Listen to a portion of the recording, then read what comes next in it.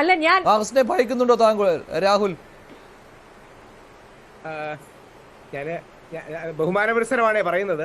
അതായത് ഏറ്റവും ശക്തനായ ശ്രീ പിണറായി വിജയനും അപ്പുറത്ത് 10,000 പോലീസുകാരും നിന്നിട്ടും അറസ്റ്റിനെ ഭയക്കാതെ വിശ്വാസികൾക്ക് വേണ്ടിയും വിശ്വാസികൾക്കൊപ്പം നിന്ന് പോരാടിയ ഞാൻ ആ ഹണി റോസിന്റെ ഒരു പരാമർശത്തെ ഭയക്കുമെന്ന് തോന്നുന്നുണ്ടോ? അപ്പൊ അതുകൊണ്ട് അറസ്റ്റിനെയൊക്കെ അങ്ങനല്ല, ഞാനൊരു അഡ്വക്കേറ്റ് അല്ലേ, ആ കേസ് ഞാൻ വാദിക്കും. ഹണി റോസ് ഒരു പക്ഷേ മനസ്സിലെ ദേഷ്യം കൊണ്ട് കൊടുക്കുന്നതായിരിക്കും. ഹണി റോസിനോട് പറയാനുള്ള ഒരു മറുപടി, ഹണി റോസിന്റെ ആ പരാതിക്ക് എനിക്ക് ദേഷ്യമൊന്നുമില്ല, ഹണി റോസിന്റെ താല്പര്യമാണ് ആ പരാതി കൊടുക്കുന്നത്. പക്ഷേ ആ പരാതി കാരണം 1 ഇഞ്ച് വിമർശനം കൂട്ടുകയോ കുറയ്ക്കുകയോ ചെയ്യില്ല. കാര്യം ഹണി റോസിന്റെ പരാതിയുടെ അടിസ്ഥാനമല്ലല്ലോ എന്റെ വിമർശനം. ഹണി റോസ് എന്ന് പറയുന്ന സൗത്ത് ഇന്ത്യ അറിയുന്ന പ്രഗത്ഭയായ നടി വസ്ത്രധാരണത്തിൽ ഡെക്കോറം സൂക്ഷിക്കണം, ഡിഗ്നിറ്റി സൂക്ഷിക്കണം, ഡീസൻസി സൂക്ഷിക്കണം. ഇത് ആർട്ടിക്കിൾ 19 ഭാഗമായി വരുന്ന റീസണബിൾ റെസ്ട്രിക്ഷനിൽ എഴുതി ചേർക്കപ്പെട്ട ഡീസൻസി ആൻഡ് മൊറാലിറ്റി എന്ന ക്ലോസ് നമ്മുടെ സമൂഹത്തിൽ വേണമെന്ന് പറയുന്ന ഒരു വ്യക്തി മാത്രമാണ് ഞാൻ. അതിന് ഇത്രയും വിരളി പിടിക്കേണ്ട ആവശ്യമുണ്ടോ? ബോച്ചയുടെ വസ്ത്രങ്ങൾക്കും ബോച്ചയുടെ വാക്കുകൾക്കും ഡിഗ്നിറ്റി വേണം, ബോച്ചയുടെ വാക്കുകൾക്ക് ഡീസൻസി വേണ്ടതുപോലെ ഹണി റോസിന്റെ വസ്ത്രത്തിനും ഡീസൻസി വേണം എന്ന് പറയുന്നതിനെ നമ്മൾ ഇത്ര പേടിക്കുന്നത് എന്തിനാണ്? അതുകൊണ്ടാണ് ഹണി റോസിനോട് പൂർണ്ണമായ ആദരവേ ഉള്ളൂ. ഇനി ഒരു കാര്യം കൂടെ ശ്രദ്ധിക്കണം, ഹണി റോസിനെതിരെയോ അല്ലെങ്കിൽ അമല പോളിനെതിരെയോ ഏതെങ്കിലും നടിക്കെതിരെ ലൈംഗികപരമായി ഞാൻ എന്തെങ്കിലും പറഞ്ഞിട്ടുണ്ടെങ്കിൽ, സെക്ഷുവലി കളേർഡ് റിമാർക്സോ അബ്യൂസീവ് റിമാർക്കോ ശരീരഭാഗങ്ങളെ കുറിച്ച് പറയുന്ന എന്തെങ്കിലും റിമാർക്ക് ഞാൻ പറഞ്ഞിട്ടുണ്ടെങ്കിൽ വിചാരണ കൂടാതെ എന്നെ അങ്ങ് ശിക്ഷിച്ചേക്കണം. വിചാരണ പോലും എന്നെ ചെയ്യണ്ട. പറയുന്നതല്ലേ ശ്രീ രാഹുൽ? അതൊക്കെ താങ്കൾ വെറുതെ മേനി പറയുന്നതാണ്. ഇവിടെ താങ്കൾ ആവർത്തിച്ച് ഹണി റോസിന്റെ വസ്ത്രധാരണത്തെ പറ്റി ഇങ്ങനെ പറഞ്ഞുകൊണ്ടിരിക്കുകയാണ്. ഒരു പരാതി പോലും അവരുടെ വസ്ത്രധാരണത്തെ പറ്റി എവിടെയും പോയിട്ടില്ല എന്നുള്ളത് മറ്റൊരു കാര്യമാണ്. മാത്രമല്ല അവരെവിടെയാണ് ഇങ്ങനെ പൊതുസമൂഹത്തിന് പൊതുസമൂഹം കാണാൻ പറ്റാത്ത രീതിയിലുള്ള ഒരു വസ്ത്രധാരണം നടത്തിയത്? അറിയില്ല. ഇതിപ്പോൾ ഇവിടെ വീണ ഇരിപ്പുണ്ട്. വീണ പറഞ്ഞു അവരവ് പറഞ്ഞു, ഒരു സ്ത്രീ എന്ന നിലയിൽ അവർ പറഞ്ഞു അങ്ങനെ അവർക്ക് തോന്നിയിട്ടില്ലേ എന്ന്. താങ്കൾ നേരത്തെ പറഞ്ഞ കാര്യമുണ്ടല്ലോ, കഴിഞ്ഞ ദിവസം ചർച്ചയിൽ പറഞ്ഞാണ്, ഒരു സ്ത്രീ തന്നെ വന്ന് പറയുകയാണ് ഹണി റോസിന്റെ വസ്ത്രധാരണം മോശമാണ് എന്ന്. അതാണല്ലോ താങ്കൾ ആദ്യ ദിവസം താങ്കൾ അതാണല്ലോ വോട്ട് ചെയ്തത്. ആ ഒരു വോട്ട് നിന്നില്ല, ആ ഒരു ഉപമ നിന്നില്ല. അതിനുശേഷം അടുത്ത വർണ്ണനകളിലേക്ക് താങ്കൾ പോവുകയാണ് ചെയ്തത്. അങ്ങനെ ഓരോ ദിവസവും ആദ്യം ഹണി റോസ് പറഞ്ഞിരുന്നു താങ്കളോട് നിർത്താൻ.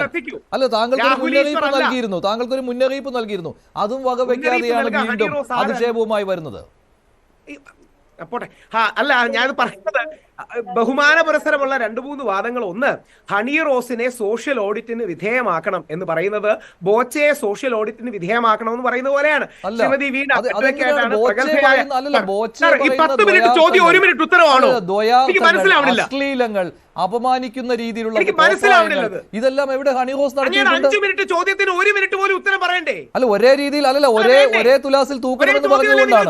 അതിന് ഒരേ ഉത്തരവല്ലേ പറയാൻ പറ്റൂ? ഒരേ തുലാസിൽ തൂക്കണമെന്നാണ് ചോദിക്കുന്നത്. അതിന് ഒരേ ഉത്തരവല്ലേ പറയാൻ പറ്റൂ? വേറെ ചോദ്യം ചോദിച്ചാൽ വേറെ ഉത്തരം പറയാം. ആ മറുപടി കേൾക്കൂ. അതായത് ഹണി റോസിന്റെ വസ്ത്രധാരണത്തിനെ സാമൂഹിക ഓഡിറ്റിന് വിധേയമാക്കണം എന്ന് പറയുന്നതിന്റെ താല്പര്യം എന്താണ്? ഹണി റോസ് ആകട്ടെ, അമല പോൾ ആകട്ടെ, ബോച്ച ആകട്ടെ, രാഹുൽ ഈശ്വർ ആകട്ടെ, ഇവരെ എല്ലാം സോഷ്യൽ ഓഡിറ്റിന് വിധേയമാക്കണം. അഡ്വക്കേറ്റ് ആണ് വീണ, പ്രഗത്ഭയായ യുവജന പ്രവർത്തകയും അല്ലെങ്കിൽ രാഷ്ട്രീയ പ്രവർത്തകയും ഒക്കെയാണ്. വീണയുടെ കാഴ്ചപ്പാട് ഇതാണ്, ബഹുമാനിക്കുന്നു. ഷാബു പ്രസാദ് ജിക്ക് വേറൊരു കാഴ്ചപ്പാട് കാണും. ഫറാഷ് ഷിബില അതിശക്തമായി ഹണി റോസിനെ വിമർശിച്ചുകൊണ്ട് വന്നു. നിങ്ങൾ എന്തിനാണ് ഹണി റോസിനെ വിമർശിക്കുമ്പോൾ ഇത്ര പ്രകോപിതമാകുന്നത്? ഈ നാട്ടിലെ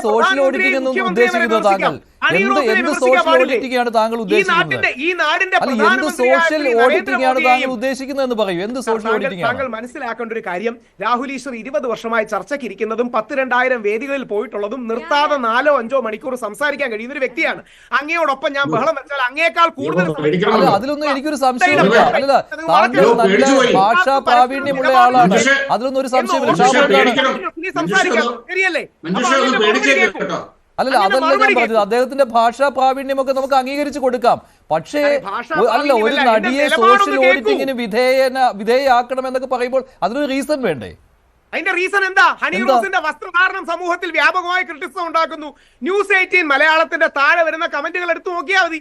ന്യൂസ് 18 വഷളന്മാരുടെ എന്ന് പറയാം. അത്രയേ ഉള്ളൂ. അങ്ങ് എന്തായാലും ഇടപെടുന്നുണ്ട്, ഞാനും ഇടപെട്ട് സംസാരിക്കാം. ആര് കൂടുതൽ സംസാരിക്കുമോ നോക്കാം. അതായത് ന്യൂസ് 18 ചാനലിന്റെയും യൂട്യൂബിന്റെയും താഴെ വരുന്ന കമന്റുകൾ, രാഹുൽ ഈശ്വറിന്റെയും താഴെ വരുന്ന കമന്റുകൾ നിങ്ങൾ എടുത്തു നോക്കിയാൽ കേരളത്തിന്റെ പൊതുബോധവും പൊതുമണ്ഡലം ഏതാണെന്ന് അറിയാൻ പറ്റും. പ്രധാനമന്ത്രിയായ ശ്രീ നരേന്ദ്രമോദിയെയും മുഖ്യമന്ത്രിയായ ശ്രീ പിണറായി വിജയനെയും വിമർശിക്കാം, പക്ഷേ ഹണി റോസിനെ വിമർശിക്കാൻ കഴിയില്ല എന്ന് പറയുന്നത് എന്ത് മാനദണ്ഡത്തിലാണ്? ഹണി റോസിനോട് ബഹുമാനപുരസരമായ വിമർശനം വെക്കാൻ ഈ നാട്ടിൽ ഒരു സ്പേസ് ഉണ്ടാകണം. ഹണി റോസ് മദർ തെരേസ അല്ലല്ലോ. മദർ തെരേസയ്ക്ക് എത്ര ആദരവുള്ളതുകൊണ്ടാണ് പറഞ്ഞത്. ഹണി റോസിനെയും രാഹുൽ ഈശ്വറിനെയും ബോച്ചയെയും സോഷ്യൽ ഓഡിറ്റിന് വിധേയമാക്കണം. ബോച്ചയുടെ വാക്കുകൾ 100% തെറ്റാണ്, 100% തെറ്റാണ്. എന്നാൽ ബോച്ചെ ആ 1 മിനിറ്റിന്റെ തമാശയ്ക്ക് വേണ്ടി 3 വർഷം പിടിച്ചിടരുത്. അത് അന്യായമാണ്, അനുപാതികമല്ല, ഡിസ്പ്രൊപ്പോർഷനേറ്റ് ആണ്. 2, ആർട്ടിക്കിൾ 19 എന്ന ഇന്ത്യൻ ഭരണഘടനയിലെ വകുപ്പ് പ്രകാരം ഉള്ള റീസണബിൾ റെസ്ട്രിക്ഷൻസ് ആയ ഡീസൻസി ആൻഡ് മൊറാലിറ്റി എന്ന വകുപ്പാണ് ഞാൻ ഉയർത്തിക്കാട്ടുന്നത്. ഇത് ഭരണഘടനയിലുള്ള കാര്യമല്ലേ? ഭരണഘടനയിൽ പറഞ്ഞിരിക്കുന്ന ഈ ഡീസൻസി പിന്നെ എന്താണ്? ശരി.